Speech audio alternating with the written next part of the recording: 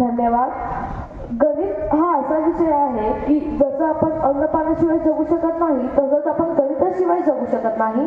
व्यासपीठावर उपस्थित प्रमुख वक्ते कुमारी तनिष्का चव्हाण यांना मी विनंती करते की त्यांनी आपलं सुंदर मनोगत व्यक्त करावं.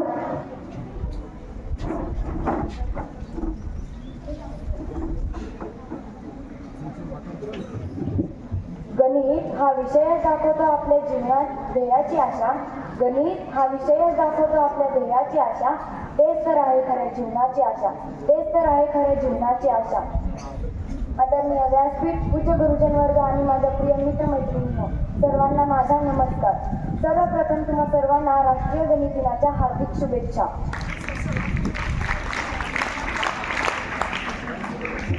गणित हा केवळ आकड्यांचा खेळ नसून तो विज्ञानाचा आत्मा आणि तर्कशक्तीचा पाया आहे.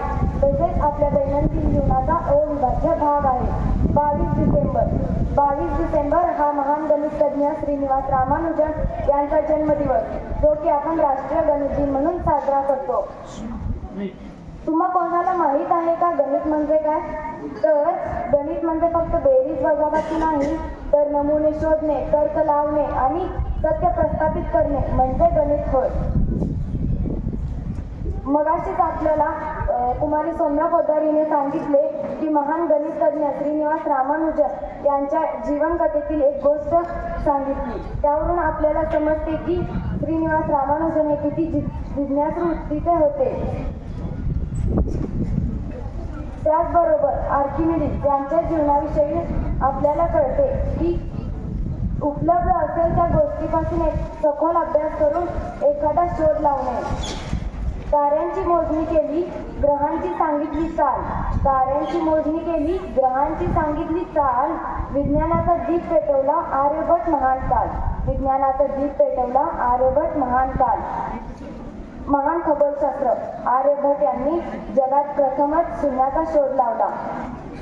श्रीनिवास रामानुजन यांचा जीवन प्रवास हा प्रत्येक विद्यार्थ्यांसाठी एक प्रेरणा आहे की आपली प्रतिभा ओळखून त्यावर काम करणे किती महत्त्वाचे आहे.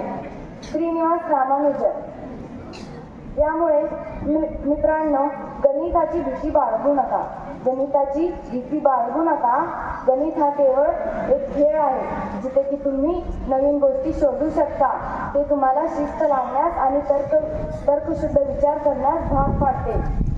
आजच्या या गणित दिनाच्या विशेष प्रसंगी मी महान गणितज्ञ श्रीनिवास रामानुजन व आर्यभट, आर्किमिडीज अशा अनेक महान गणितज्ञ व खगोलशास्त्र यांना अभिवादन करते आणि थांबते. जय हिंद, जय महाराष्ट्र.